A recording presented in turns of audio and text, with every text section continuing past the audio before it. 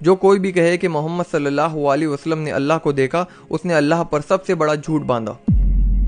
سبحان الذی اسری بعبدہ لیلا من المسجد الحرام الی المسجد الاقصی، پاک ہے وہ ذات جو لے گیا اپنے بندے کو مسجد حرم سے مسجد اقصی تک۔ رسول اللہ صلی اللہ علیہ وسلم اپنے گھر میں آرام فرما رہے تھے کہ تبھی ان کے گھر کی چھت کھلی اور جبرائیل علیہ السلام داخل ہوئے، اور یہاں پر ہوئی اسلام کی پہلی اوپن ہارٹ سرجری۔ جبرائیل علیہ السلام نے رسول اللہ صلی اللہ علیہ وسلم کا سینہ چاک کیا اور ان کا دل جنت سے سونے کے تشت میں اترے ہوئے زمزم کے پانی سے دھویا اور اسے حکمت اور ایمان سے بھر دیا، اور سینہ پھر سے ویسا ہی کر دیا جیسے وہ پہلے تھا۔ پھر آپ صلی اللہ علیہ وسلم کے سامنے ایک سواری لائی گئی جس کا نام براق تھا۔ براق کا مطلب لائٹننگ، بجلی ہے، یعنی ایسی چیز جو لائٹ کی سپیڈ یا اس سے بھی زیادہ تیزی سے ٹریول کرتی ہے، جس پر رسول اللہ صلی اللہ علیہ وسلم سے پہلے کسی نے سواری نہیں کی۔ رسول اللہ صلی اللہ علیہ وسلم فرماتے ہیں، جس جگہ میری نگاہ ہوتی اس جگہ اس کے قدم ہوتے۔ پھر رسول اللہ صلی اللہ علیہ وسلم کو بیت المقدس کی طرف لے جایا گیا، اور راستے میں جبرائیل علیہ السلام رسول اللہ صلی اللہ علیہ وسلم کو کچھ مقامات پر ٹھہراتے اور نماز پڑھنے کو کہتے، جن میں سب سے پہلا مقام وہ ہے کہ جبرائیل علیہ السلام فرماتے ہیں یہ طیبہ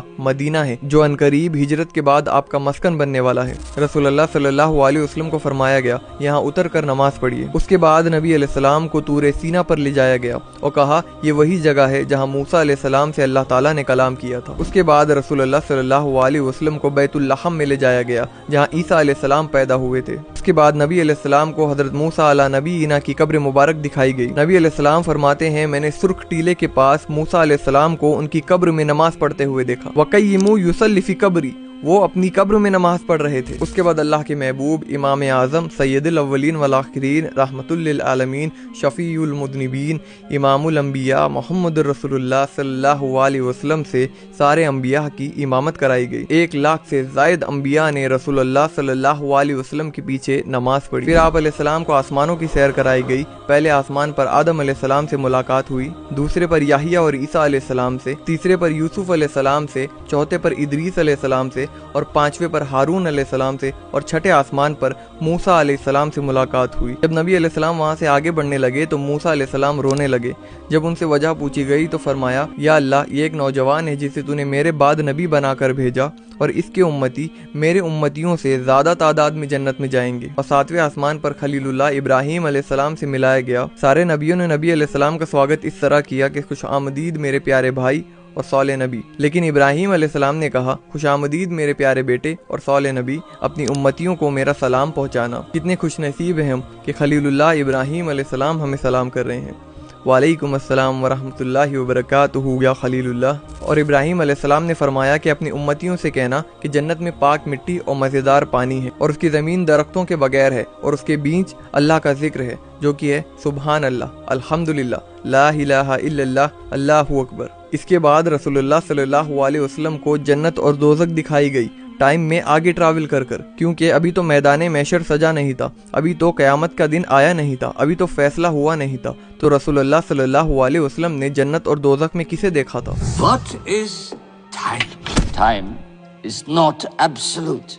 ٹائم ٹریول۔ رسول اللہ صلی اللہ علیہ وسلم فرماتے ہیں معراج کی رات میں مجھے کچھ لوگ دکھائے گئے جن کے ہونٹوں کو آگ کی کینچی سے قطرا جا رہا تھا۔ میں نے پوچھا یہ کون لوگ ہیں؟ جبرائیل نے کہا یہ آپ کی امت کے وہ مبلغ ہیں جو لوگوں کو نیکی کا حکم دیتے تھے اور خود کو بھول جاتے تھے۔ اس کے بعد رسول اللہ صلی اللہ علیہ وسلم کو بیت المعمور دکھایا گیا۔ 7ویں آسمان پر اسی کعبے کے اوپر ایک گھر ہے بیت المعمور جس کا طواف فرشتے کرتے ہیں۔ پھر نبی علیہ السلام کو سدرۃ المنتہا تک لے جایا گیا جو ساری مخلوقات کی آخری حد ہے، اس کے آگے کوئی انسان، کوئی فرشتہ، کوئی جن نہیں جا سکتا۔ پھر اللہ سبحانہ و تعالیٰ نے وہاں پر اپنے محبوب صلی اللہ علیہ وسلم سے ملاقات کی اور نبی علیہ السلام کو 3 تحفے دیے، جس میں پہلی 50 نمازیں جو کم کر کے 5 ہو گئی، اور اللہ فرماتا ہے میرا قول نہیں بدلے گا، آپ کی امتی پڑھیں گے 5 لیکن انہیں ثواب 50 نمازوں کا ملے گا۔ اور دوسرا تحفہ سورۃ البقرہ کی آخری 2 آیت، سارا قرآن زمین پر اترا ہے لیکن یہ 2 آیت اللہ سبحانہ و تعالیٰ نے اپنے محبوب صلی اللہ علیہ وسلم کو آسمان میں وحی کی۔ تیسرا تحفہ جو سب سے بڑا ہے، اللہ فرماتا ہے کہ آپ کا جو بھی امتی شرک نہیں کرے گا میں اسے معاف کر دوں گا۔ سبحان اللہ۔ اور رسول اللہ صلی اللہ علیہ وسلم نے یہ سارا کا سارا سفر صرف ایک رات میں کیا ہے۔ رسول اللہ جب واپس آ کر یہ سارا واقعہ لوگوں کو بتانے لگے تو لوگ ان کا مذاق اڑانے لگے اور کئی لوگ تو ایمان سے پھر گئے۔ اور ایسے میں جب حضرت ابو بکر رضی اللہ تعالیٰ عنہ کے پاس کچھ لوگ آ کر بیان کرنے لگے کہ کیا تم نے سنا کہ تمہارا دوست کیا کہہ رہا ہے کہ وہ ایک رات میں بیت المقدس اور آسمان کا سفر کر کر آیا ہے، تو حضرت ابو بکر نے پوچھا کیا انہوں نے سچ میں ایسا کہا ہے؟ تو لوگوں نے کہا ہاں۔ تو حضرت ابو بکر فرماتے ہیں اگر انہوں نے کہا ہے تو سچ کہا ہے۔ یہیں سے حضرت ابو بکر رضی اللہ تعالیٰ عنہ علیہ السلام کو صدیق کا لقب ملا۔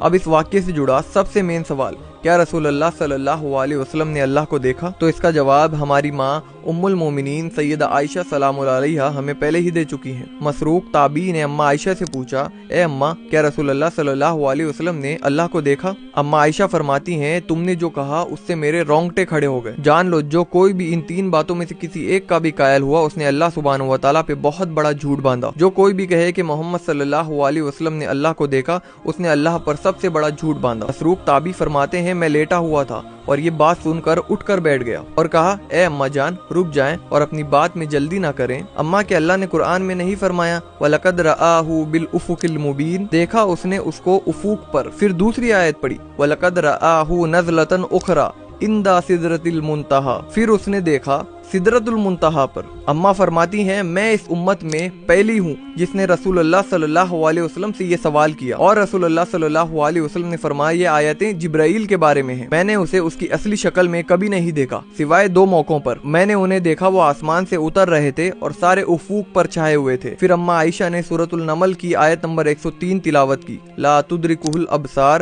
وہو یدرک الابصار، نگاہیں اس کا احاطہ نہیں کر سکتی وہ نگاہوں کا احاطہ کر لیتا ہے۔ اور کہا کہ اے مسروق کیا تو نے نہیں سنا کہ اللہ فرماتا ہے کسی انسان کے لیے نہیں کہ اللہ تعالیٰ اس سے کلام کرے سوائے اس کے کہ اس کے اوپر وحی کر دے یا حجاب میں گفتگو کرے یا اس پر کوئی فرشتہ بھیجے۔ اور دوسرا کہ جو کوئی بھی کہے کہ رسول اللہ صلی اللہ علیہ وسلم نے اللہ کی کتاب میں سے کچھ حصہ چھپا لیا تھا تو اس نے اللہ پر سب سے بڑا جھوٹ باندھا۔ کیا تم نے قرآن میں اللہ کا حکم نہیں سنا یا ایھا الرسول بلغ ما انزل الیک من ربک، اے رسول جو آپ کی طرف اللہ کی طرف سے نازل ہوا ہے اسے اپنے امتیوں تک پہنچا دو، اور اگر آپ نے نہ پہنچایا تو آپ نے رسالت کا حق نہیں ادا کیا۔ اور پھر کہا کہ جو کوئی یہ کہے کہ رسول اللہ صلی اللہ علیہ وسلم جان لیتے تھے کہ کل کیا ہونے والا ہے اس نے اللہ پر سب سے بڑا جھوٹ باندھا، کیونکہ اللہ قرآن میں فرماتا ہے اے نبی فرما دو آسمان اور زمین میں غیب کو کوئی نہیں جانتا سوائے اللہ کے۔ پوائنٹ ٹو بی نوٹڈ، یہاں ہم رسول اللہ صلی اللہ علیہ وسلم کے علم غیب کے انکاری نہیں ہیں۔ رسول اللہ صلی اللہ علیہ وسلم کو علم غیب تھا لیکن اتنا جتنا اللہ چاہتا تھا کہ انہیں ہو۔ عالم الغیب صرف اللہ سبحانہ و تعالیٰ کی ذات ہے۔